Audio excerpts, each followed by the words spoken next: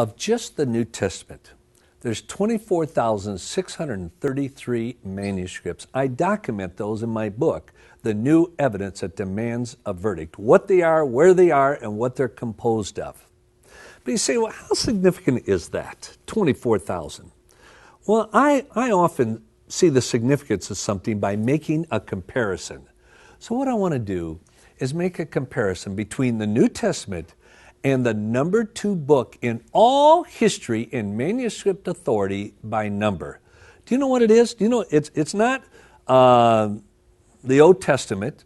It's not Harry Potter. What is the number 2 book in all history in manuscript authority by number? It's the Iliad by Homer. Now get this, 643 manuscripts.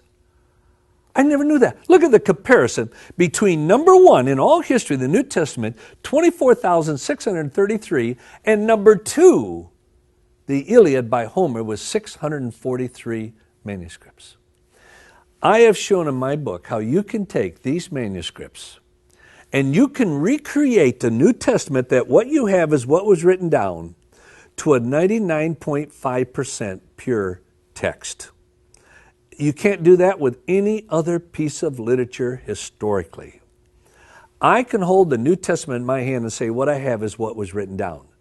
Well, let's do a comparison between the New Testament and the Iliad. Here's some stats. A 50-year gap between the New Testament and the Apocrypha. There's a 500-year gap with the Iliad.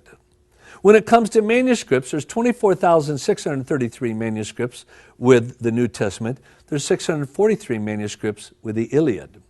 When it comes to a pure text, the New Testament to a 99.5% pure text, and the Iliad to about a 95% pure text.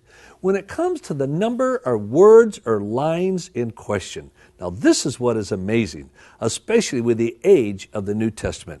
There's only 400 words in the entire New Testament that is in question to what they meant. Do you know what it is for the Iliad, which is so much smaller? 764 lines are in question. Men and women, I can hold the New Testament in my hand, and I can say what I have is what was written down. It has not been changed. But the bigger question is this: was what was written down true? Look, come on, did Jesus really do that? Did he really say that?